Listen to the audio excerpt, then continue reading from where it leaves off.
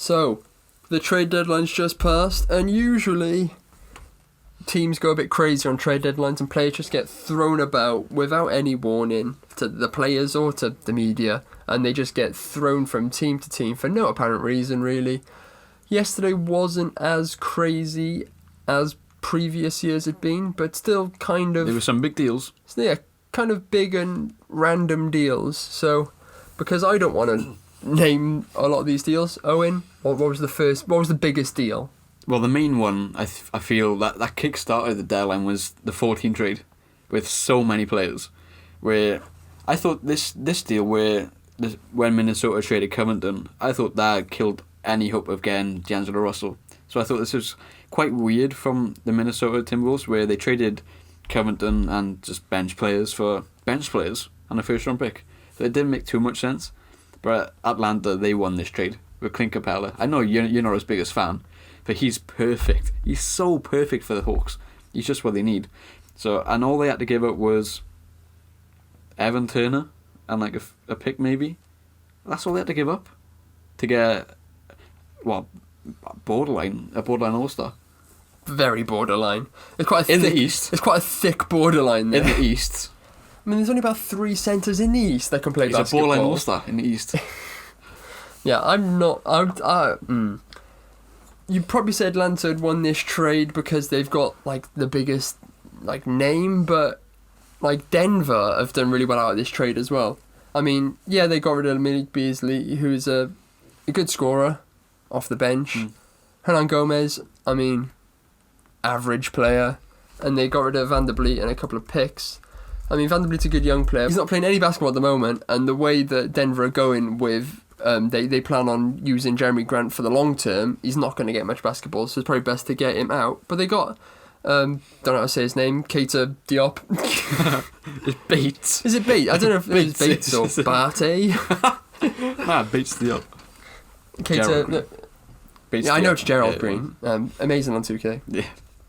And they got Keita Bates Diop, who, I mean, just a good player off the bench. Gerald Green, who's probably the best player on 2K to ever play. He's out for the rest of the season, though, so he's not going to have any impact. I mean, yeah, but whatever. Obviously, they got Napier in this trade, then later traded them on. And Noah Vonleh, who is a good player. I like him. Good bench player. Yeah, I mean, for this Denver team, who are... Like, nobody's really given them a chance to win the playoffs. But, I mean, they were awful in the playoffs last year against the Spurs. But there's, like, a little chance there. They got like a nice group. If this team, if these bench players come in and do as well as like Beasley was doing, and they all play together as a team, I think they got a good little run to go. I think the main talking point about this trade was the fact that Houston got rid of all of their centers, and now they're playing PJ Tucker as the center. It worked last night against the Lakers. Strangely, it's not going to work in the playoffs. No. There's no rebounding. There's no interior defense. I just can't see how this is going to work. Well, yeah. So Houston, obviously, from this trade got Rocco, Covington, and Bell. They later traded Bell, so they have do they have zero, or do they have Isaiah Hartenstein? Yeah, wherever him. that he's like 7 foot. He's massive, but they're not going to play him. He doesn't play much, but when he does play, he's good. So they should play it more. They won't, and they'll go PJ Tucker instead. Which, yeah, well, against the Lakers played AD and JaVale McGee, and I thought, yeah, just keep LeBron had 15 assists, so you knew what was happening. LeBron would they do it against OKC. Every time we've played the Lakers, they get the ball, AD like runs the court, and LeBron plays quarterback, and he launches the ball up the court to AD because he's bigger than all of our. We're a small team, but Houston have taken a small team to a whole new level. Yeah, I've seen a couple of pundits, using inverted quotations there because some of the basketball pundits are atrocious. Most of them are, to be fair. Yeah, and I'm not saying that we're good. I don't know much, but Owen's pretty good. Yeah, pat you on the back there. Thank you. I've seen some people compare like this Houston team to when the Golden State team went small in the finals. But this is next level. Yeah, this is different. Golden State had a big centre, Andrew Bogut. Yeah, but when they would go small and Draymond would go only in stints though, not for the full game. Yeah. Yeah. And they would only do it where they do it against Cleveland when like Tristan Thompson would come out. So one like, and even then Tristan Thompson's not like He's 6'9". He's not big at all. Green could deal with him. So they weren't doing it against teams that they weren't doing it against like the Pelicans when they had Cousins and AD. Yeah. They weren't doing it then because they would get destroyed. So they were smart with it. But Houston haven't been smart with it, and they don't have a choice. It's not flexible. They have no. If it goes wrong, you're not winning the game. Because, I mean, you could say, oh, Harden will shoot you out of it. I mean, as we've seen this season, yes, Harden will put up 60 points, but last night, again, he put up about 14 points. He shot awfully again. Russ put up 40 odd something. I know I'm a massive hater of Houston, and Capella, he's gone now, so, I mean, I don't care, and James Harden, but this season, Russ has been a lot more consistent than James Harden. I feel like Russ was poor, really bad at the start of the season. That's when Harden was good. They sort of flop. They can't play together. They can't play good together. Where like now, Russ is the amazing player, putting up big points. Where Harden, I don't know what's happened to him. He's not putting up any points anymore. It was almost like we were right. Russ and Harden can't play together. I feel like anyone could have seen that coming. I mean, the pundits were saying that Houston would win the playoffs with this new Russ and Harden combination, with one of them changing their game. Well, Russ has changed his game, but Harden's like bricking it now. But then again, going small, I feel like they're sort of banking on the fact they play the LA Clippers at some point in the playoffs, where they're not a big team. Like, their backup centre, Montrezl Harrell, is 6'9". Yeah. And their starting centre, Zubac, he's not an offensive threat. So I feel like the more perimeter defenders you got to guard Kawhi or PG or Shamit or Lou Will or anyone else on the team, like even like JaMychal Green, like he's a 3-point threat. I feel like this is sort of built to try and contain them. And who knows, like it might be effective. Yeah, but you say that they'll be good against the Clippers. They might face the Lakers. Well, yeah, they beat them last night. They beat them last night, but over a 7-game series, the Lakers should win. What annoyed me in the Lakers should win anyway, whether Capella's on the team or not. JaVale McGee put up 4 points. You're playing. How tall's JaVale McGee? Like 7'1"? Maybe. He's playing against PJ Tucker. He's a strong defender. I know, but just hold the ball up here. Put the ball over your head, and PJ Tucker's not touching the ball. And then he's either going to foul you, or you just drop the ball and then like what? It'll only work against the Clippers, possibly, but then like you have to have good defenders on possibly 4 players, because Montrezl Harrell only like scores layups, but you have to have somebody strong in there. Tucker will be able to deal with it. But over like a 7-game series, will he be able to stop him for 7 games? I think he could. At least to contain him. Yeah, but then you need 3 good defenders to stop Lou Will, PG and Kawhi. But they're not in the game at the same time all the time, so you might need... I mean, fourth quarter, they might throw them all in. Covington's there to do it. When Russ is engaged, he's a good defender. When he's engaged. But you know what Russ's emotions are like in the playoffs. Yeah. And we watched it with Dame, and Dame absolutely ruined OKC. Yeah. So I can't see this going on. And then it's going to be interesting. Say magically they get to they're not going to play Orlando. Say if they get to the finals and they play the Sixers and they play the Bucks. Oh. So, shut up! You're not getting to the finals. They play the Bucks. Giannis will ruin them. Oh yeah, Giannis is going to feast all over Giannis will him. put 50 points up a game. He literally would. Like, who's going to stop Giannis in that team? There's not many players in the NBA that can stop Giannis, except Al. If you go through all the teams in the East now, Giannis would score. If you go to the Raptors, Pascal Siakam, they're going to defend him. The Sixers Jimmy Butler. I know the Sixers aren't going anywhere. They're not going to do anything. But our lineup is everyone is 6'9" or taller apart from Jay Rich. So, like, who's going to guard all our players? Who else? Boston Celtics. I mean, they should be able to defend the Celtics fine. Because they got no interior presence at all. So, yeah, they're not going to win. No, I get if they wanted to do this whole small thing to try it, but... At least have a backup plan. Yeah, just don't trade every centre you have. I saw a report saying Daryl Morey, the general manager, he was convinced the Sixers would buy out Kyle O'Quinn, and that's who he was targeting to be their centre or backup centre. Oh, he's going to fix everything, didn't he? No, I've had the pleasure of watching Kyle O'Quinn play all season long. He's only good for about 2 minutes, and that's the most minutes he can play. Well, it's that famous clip of him on defence. Against Embiid, where he just puts his hand up in the air and Embiid rolls around him. Yeah. So, yeah, if they want that, then good luck in your first round knockout, mate. Like, have fun. Yeah, they need a backup plan if this has any sort of chance of working. But all they got is a young German in Hartenstein. and that's all they got. He's pretty good on 2K. He's good in real life too. He just doesn't get minutes. I mean, But like they got Jordan Bell in the deal, and then they got rid of him.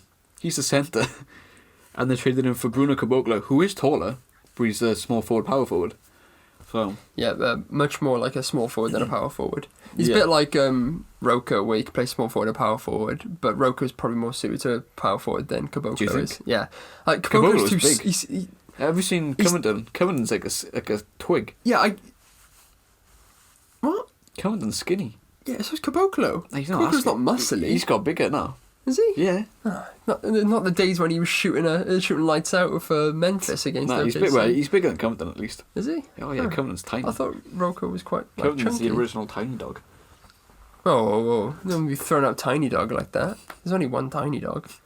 One of the other more impactful trades, it's not a big trade, but we briefly touched upon it with the Sixers, adding some important bench pieces. It's not going to fix our problems like completely, but at the end of the day, we need shooting and we need players who can create their own shot, and we got that. If only it was Luke Kennard and Langston Galloway. That would be amazing. But Kennard is injured. He's been out for ages. So maybe he wouldn't be able to help us this year. Well, these two players we got, they're on 1 year contracts. They're going to leave us in the summer. So they're just going to help us, aren't they? Like Ilyasova and Marco Bellinelli did a couple of years ago. Yeah, I've got nothing to say about that trade. Philly going to get swept by Orlando. Orlando, Toronto, literally anybody in the East will sweep them. Except, no, anybody in the East will sweep them, sorry. Obviously, this season has been very interesting for Iguodala. He's played no games, and it seems like he's kind of refused to play any games. And a couple of days back, there was a bit of beef on Twitter. A couple of the Memphis boys were kind of airing him out on social media. Ja Morant was liking tweets, anti-Iguodala tweets. Dylan Brooks was saying that they don't want him there because he doesn't want to play in interviews. It was all kind of hostile.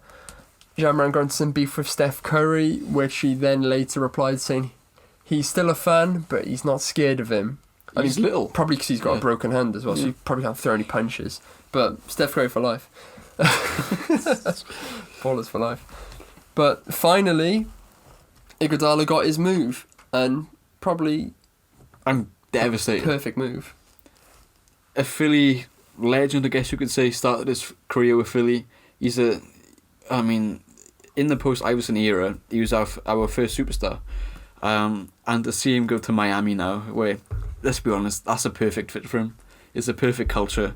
And, Miami, I'm jealous. I remember talking bad about Miami before the season started. Man, I was so wrong. I've never been more wrong in my life. I was convinced this team would get the 8th seed. You did say Nickeil Alexander-Walker. We didn't talk about that. I forgot about that. Yeah, let's forget that. You've been wrong quite a few times this year. Only 2 things. But no, this Miami team, they're good, and they're built for the playoffs as well. They're gonna have success, and they got Jay Crowder as well, which is such a good acquisition. Yeah, if he doesn't do what he did against the Knicks and start stealing the ball with seconds remaining and shooting stand fights, if he doesn't do that, then great player. I'm a fan. Solomon Hill, even him, they're all big players who can defend the perimeter. And this makes me terrified because they already locked us up the other day. I know they had these 3 wing defenders. If we get the 6th seed and Miami get a 3rd and we play them in the first round, we're getting knocked out easily. Yes, I'd love to watch that matchup. I wouldn't. No, but you're a Philly fan, so yeah. I bet you're jealous that you didn't buy a Miami jersey now. I got my Jimmy Butler jersey from Miami, and I'll be supporting the boys in the playoffs. Nice. But with Miami now, they added another young piece to their core, Justice Winslow. And did you see what Dylan Brooks said about Memphis? You said Miami. Oh, did I? Yeah. With Memphis adding another young player to their core, already talented core, they added Justice Winslow. And did you see what Dylan Brooks said about it? They said, at least they got a player who's willing to play from now. Yes. Which is true. He's been injured for a while, so I'm not sure when he's going to be back. But, I mean... Yeah, he was talking about Dion Waiters. He wasn't talking about... Yeah, I'm talking about Winslow. Winslow's injured. He was like, finally, we got Dion Waiters. Dion. I've been waiting for. Dion Waiters, yes. I got my supplier. Dion Waiters is being bought out. He's probably will get bought out, yeah. But, yeah, Memphis, they've managed to do something that the Knicks have failed for the past decade. They've rebuilt the team. Play basketball. They got two potential stars in Jar and Jaren, and they've got bench pieces. Role players rather, with Winslow, Valanciunas, and Josh Jackson. They've built such a good core. Where the Knicks, they're still dysfunctional. So, fair play to Memphis. Like, what a deal! They traded a player who didn't even want to play for them into a good young player. But on a down note for Memphis, like we did mention, they did trade Bruno Caboclo. I was pretty sad, but they got Jordan Bell, which Decent player. He's a good fifth. I like it. Yeah. Well done, Memphis. So another big trade that happened, which, like we mentioned, in the first trade, we didn't think that would happen after Minnesota traded away Rocco, but it still did happen. Owen, what was the trade? D'Angelo Russell. When I saw that notification, I had to check twice. Wait. Is this for real? Because I just could not believe that they managed to get this deal. Now, I'm confused because if you're the Warriors, surely you demand Robert Covington over Wiggins, because Wiggins is not a good player. To be fair, he is averaging 23 points, but I mean, when Steph and Clay are back for next season, you need a small forward who's going to defend and cover for Steph to defend. Really, you don't need another player who can only score. But that's what Wiggins is, unless they unlock a brand new side of him which none of us know ever existed. Unless they trade Wiggins. And what would they get for him, a bench player? It's weird. For the Timberwolves, it's a fantastic trade. Amari Spellman, that's a good bench. I'm so annoyed that they got rid of Spellman. I love Spellman. And Jacob Evans, they're solid. They're decent bench players. But for the Warriors, it's a weird trade. But one thing that I love about this trade for the Warriors, they didn't get the pick this year, because this year's draft is pretty bad. But they got the Timberwolves pick for next year, which, who knows with the Timberwolves, they could just suck. Probably, yeah. And next year's draft class is so much better. So that's the only shining part of the trade for the Warriors. Otherwise, it's just confusing. Why did they think Wiggins was the right player for them? And how was that the best player they could have got? Because surely, if they went to the Sixers, they could have got Tobias Harris. So if they went to the Knicks, they could have got a bigger load. Why would they want Tobias Harris? He's better than Wiggins. Nah, come on, you got to give us that. You got to give us that. Ooh. Well, this trade, you say, doesn't really. It kind of does make sense. From the Warriors' perspective, yeah, it's weird. No, because with obviously this season, Curry and Clay are injured, so D'Lo's the only man. But when they're back, Clay's already said he didn't really want to play small forward, and D'Lo's not going to play small forward. So the only lineup you could have all three of them in with, because D'Lo wouldn't want to come off the bench, it'd be Curry at point guard, D'Lo shooting guard, and Clay at small forward. Clay doesn't really want to play small forward. We don't know how good he's going to be after his knee injury. We don't know if he's still going to be how good defensively he is. So obviously being a small forward then is a more difficult job for him. And he's not he hasn't got the height to deal with many small forwards in the league. Well, he's like 6'7". Is he? I thought he's 6'5". No, I don't know how tall people are. 6'7", maybe. Well, yeah, but he's okay. But he's not athletic. No, enough he's to, not athletic to of deal with guy. a Giannis or. Oh no way, no way.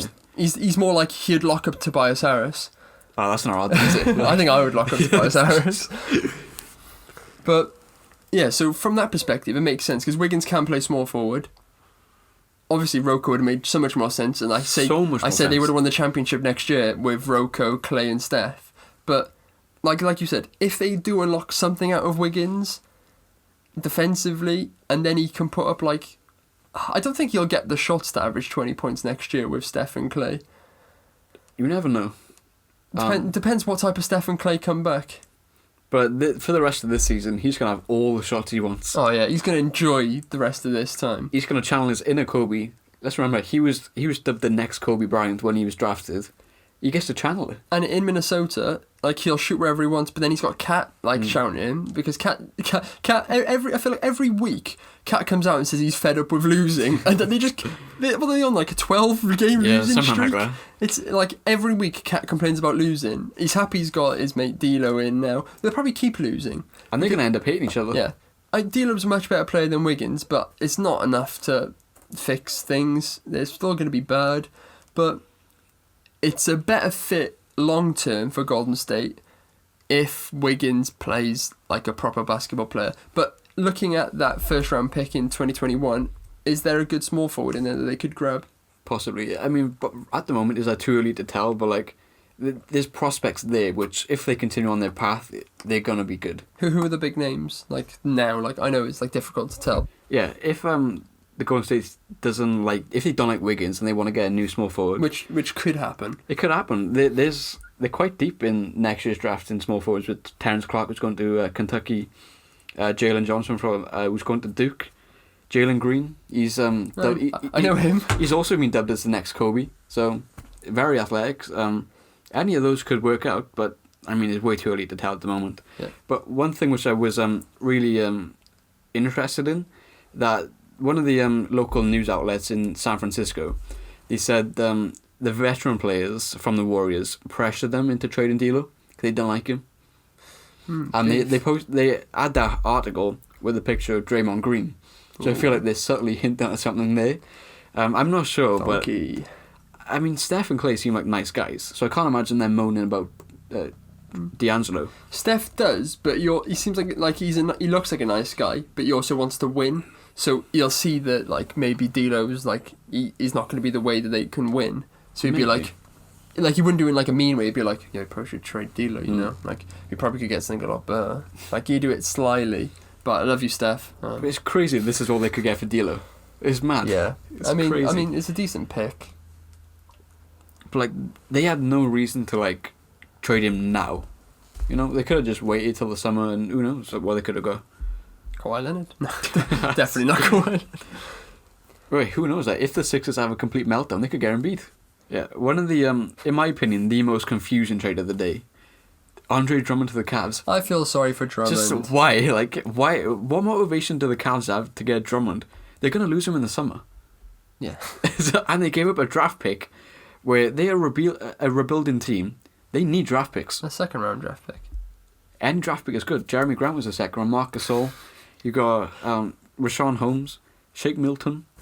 I'm just naming Sixer players because that's all I know. Yeah. Draymond Green was a second round pick. And he'll tell you about that. Yeah, he knows everything about second round picks. He knows about that draft. Nikola Jokic was a second round pick. You can get Horton Tucker for the Lakers. He was a second round pick. Oh, he's not very good though, is he? No. You can get talent in the second round. So and this is a Cavs pick, so it's going to be high. I think it's a Cavs pick. If there is a Cavs pick, it's going to be high. So, why? You basically passed up on Draymond Green. How Potentially. How stupid you feel now, Cleveland? Idiots. If Drummond stays, then maybe is okay. But at the end of the day, they've still got Tristan Thompson and Larry Nance at centre. What are they doing with them? And now their starting front court is Kevin Love and Drummond. Where's the defense? Yes. Where's the defense? Imagine the amount of corner threes Kevin Love's going to be allowed to shoot now. And now, like the Cavs, they got no future, but they've locked away their future by investing all of their money in Tristan Thompson, Andre Drummond, and Kevin Love. What are they doing? There's no direction. Like, you talk about like teams having a clear identity. Where you look at the Timberwolves, they want to go young with D'Angelo Russell. The Warriors want a tank, so they're getting rid of their players. Houston wants to shoot three, so they get Covington. What are the Cavs doing? Like, there's no direction there. Cavs want to make other teams look good, so they just trade whoever nobody wants. I just don't get it. It makes no sense whatsoever. And like Drummond, he goes from a toxic environment in Detroit to Cleveland. I feel so sorry for him. But at least in the summer, he gets to choose his... well, I wouldn't say choose, because there's not going to be many suitors for him. No, but you say he could that, go but somewhere he like, wants. Celtics were looking for a centre. They can't afford him in the summer. They'd have to trade like Gordon Hayward away. Yeah, but... Gordon Hayward is like the love child of Brad Stevens. That's not happening. But like, teams were looking for centres, and like, as you can see, Cleveland gave up very little to get Drummond. I mean, they gave them 2 bench players that don't play and a second round pick for Drummond, which, I mean, if this is 2K Drummond, he wins every single rebound you can ever ask for. Yeah. But like, the Hawks were the main suitors for Drummond, and obviously now with Capella, who's a better centre on a better contract, there's no need for him for Drummond anymore. So I'm just lost for words. I just don't get what they're doing. I feel bad for Drummond. He actually put up an Instagram post which I bookmarked. He wasn't very happy, was he?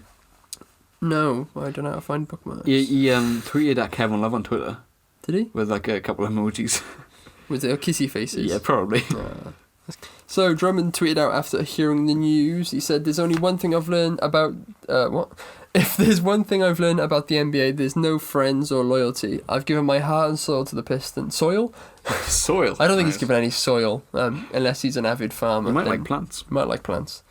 I've given my heart and soul, not soil, to the Pistons, and to have this happen. He's not very good at English, it's fair to say. And to have this happen with no heads up make me realise even more that it's just a business. Love you, Detroit. You will always have a special place in my heart, but on to the next. Cleveland, hope you are ready. Let's finish the year off right. You won't finish the year off right, but yeah, it's weird. There's a lot of stories of NBA players just being traded without them knowing. I don't understand why the GM doesn't be like, oh, hello, PJ Tucker. I don't know why I chose PJ. Hello, Drummond. That would have been the obvious choice to go for. Hi, Drummond. We're looking for a trade for you. Like, this has been going on for a few days. Cleveland looks like the most possible place you go in. So I would get ready tomorrow. You're probably leaving. But no, it's just our trade's been done. He's on his phone. Just Woj tweets out. Or Shams was beating him to every tweet last night. I mean, who's the better pundit? And he's like, oh, I'm gone. And especially for someone who's been there their whole career. Yeah. You know, like you said, he's given everything some respect to this team. But obviously he said, let's finish the year off right with the Cavs. Not happening. They need a tank. They need a high draft pick. So they decide to bring in a player who's going to help them win. No, they're not going. He's going to help them to try and win. I bet he'll add an extra 2 or 3 wins to the total. Ooh, that little +2. Yeah. And what if this drops them from this 3rd pick all the way down to the 7th pick? In what's already an awful draft class, they need a high pick to get a good player. They're probably not going to do this anymore. So the Clippers, who were the preseason favourites to win the title, they added one of the most efficient 3-point shooters in the league. Their power forward spot off the bench was very weak with Patrick Patterson and JaMychal Green. So they just gone and traded Mo Harkless and a 1st-round pick and Jerome Robinson to get Marcus Morris. Poor Jerome Robinson. Gone to Washington, but at least now he's going to get a play. Robinson. Yeah, I like Jerome Robinson, but so he needs game time. But Washington, meh. But he has a good game. Well, maybe once a season, but he has ability, but because they traded for Shamet last season, he never really had a chance to play. But now he's going to Washington, where he probably will end up starting, let's be honest, because they've got no one else. But yeah, for the Clippers, it's just a nice trade to round off their roster. Yeah, Marcus Morris will probably just stand in the corner and shoot threes. Well, he's a ball hog. He doesn't like passing, so he might anger some players. He's definitely going to have a fight if he's going to keep the ball with Probably. PG, Kawhi, and Pat Beverly. Team. And Pat Bev will fight anybody. Oh god, they're going to be a nasty team to play in the playoffs with Pat Bev and Marcus Morris. So the rest of the minor trades on the deadline, James Ennis went from Philadelphia to Orlando for just a 2nd-round pick. We had to cut our roster, so it makes sense. And then even more minor deals. Dwayne Dedmon goes back to Atlanta for Alex Len and Jabari Parker. It's a bit of a strange trade. The fact that they got that much for Dedmon is weird. Caboclo and Jordan Bell were swap teams from Houston to Memphis. Atlanta got Skal Labissiere and Derek Walton Jr. from the Clippers and Portland, just to save them money. And then the last one was Jordan McRae went to Denver for Shabazz Napier. All the minor deals, but who knows? These could the minor deals do often end up impacting teams, so you never know. They could be good. I mean, good. Denver have got a great shooter, Jordan McRae. He's been good for Washington, so have fun with that. But the what trade is it? The Philly one. What is that? James Ennis. Yeah, where's that? In the middle. Oh, there. Yeah. I just finished football and I got in my car and you messaged me saying Fultz is coming home, and then I looked at Woj's tweet and the first name I saw started with E, and I thought it was Embiid. That Embiid was traded for Markelle Fultz, but it was just Ennis gone for a pick. So, but because Shams tweeted the thing saying the Sixers are sending James Ennis to the Orlando Magic, and that's where we left her at, and then he deleted the tweet.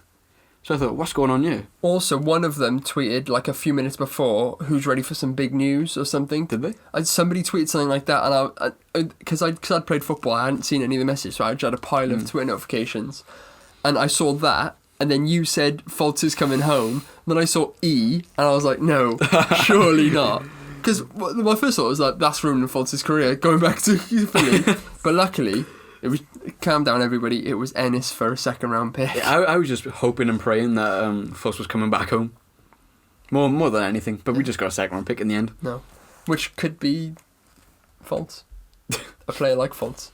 What, a point guard who can't shoot? Yes. Nice. We already got one. Very I mean, you can have more. Moving on to a couple of deals that didn't happen. It was widely, spoke about that. Obviously, a lot of players on OKC were up for grabs. Not Dennis Schroeder, though. Stay away from Dennis Schroeder. Nobody can have him. But, like, Gallinari, CP3 were, like, among players on our roster that we were happy to trade. And Miami were very much interested in Gallinari. A lot of Heat fans were getting annoyed on Reddit because we kept on saying, give us Hero. They weren't happy about that. There was a lot going on the Thunder. I did give it a read, and they were very salty. They weren't happy that we kept on asking for Hero. You just go into the Thunder or Heat Reddit, and it'd be like, oh, what could we get for Gallinari? And it'd be like, Hero. But like, talking about that, it didn't happen. But we don't want to trade Gallinari really. Well, we do, but we don't, and we don't need to. So I mean, we have all the power in that trade. His contract is up in the summer. Yeah. And the only reason this trade fell through is because he couldn't agree on a contract extension with Miami. So the Thunder were more than happy trading him. I wonder what they would have got in return, though. Hero, probably. No, they would never trade Hero. I know. Bam Adebayo, probably. Something good. Butler? I'm trying to think, like... Jimmy Butler? I think it was, like, 2 first-round picks I was hearing that were, like, on the table. Yeah, maybe, like, Kelly Olynyk or, like, Tomas contracts. I would have taken Derek Jones Jr. and Dragic. But like they refused to trade him Derek Jones Jr. in the summer. Yeah. For Jimmy Butler. So, but at the end of the day, the Thunder had no leverage because he's leaving in the summer anyway.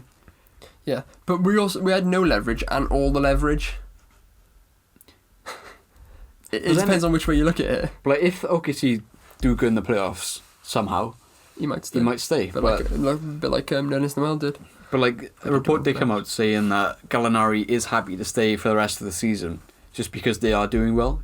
They were saying if the Thunder were like out of the playoffs, he would have demanded the trade and like pushed out. Yeah. So, well done for winning. You get to keep one of your better players. I don't mind. He'll help us.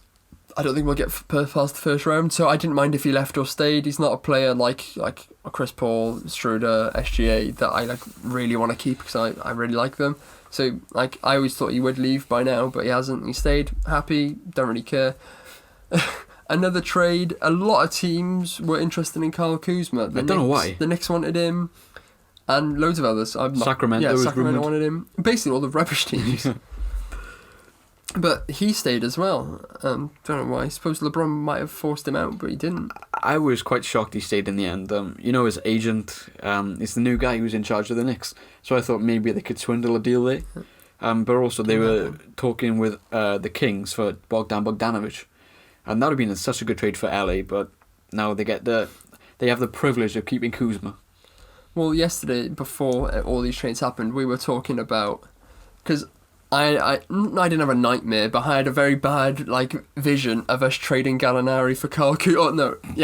Trading Gallinari and Dennis Schroeder away and getting in Kyle Kuzma and picks from the Heat, because the Lakers wanted Dennis Schroeder. That didn't happen because the Lakers said OKC's worth for Schroeder was too much and they didn't want to get rid of AD, which obviously I assume we were demanding AD because Dennis Schroeder stays. So all I could think, I was sat there thinking, the deadline's in about 6 hours. I can see us trading Dennis Smith Jr. Dennis Smith Jr. Take him away. Dennis Schroeder for Kyle Kuzma and Gallinari for picks, and it was not a good vision to have. But luckily everybody stayed, and Kuzma stays in LA. But I would have taken Dennis Schroeder for Kyle Kuzma and then Gallinari for Hero and Dragic. You would have done that? I'd have accepted that, I think. Wow, I didn't think you'd want to trade Schroeder for anything. No, I don't, but Dragic off the bench and Tyler Hero, another amazing shooter. That shocked me. That really shocked me. I don't know. It depends how we're all... But I think Denver is my favourite player. player. Could I interest you in some Tobias Harris or Al Horford? No. Schroeder stays. Schroeder is my favourite player, but I do like. No, I don't think I would like that No, trade. you wouldn't. I don't know. I like Tyler Herro. I feel like you'd come around to it over time. But like, when Tyler Herro gets Sixth Man of the Year, in like 3 years. nah, he's the next Devin Booker. You need to start him. Like, we can have Devin Booker as well. Imagine Shai with Tyler Herro. Yeah, that's what I was saying. Perfect. But no, Schroeder's Sixth Man of the Year, best player in the world. Woo woo. What? Stop laughing. It's not, this isn't funny. This is a deadly serious conversation. Oh, okay.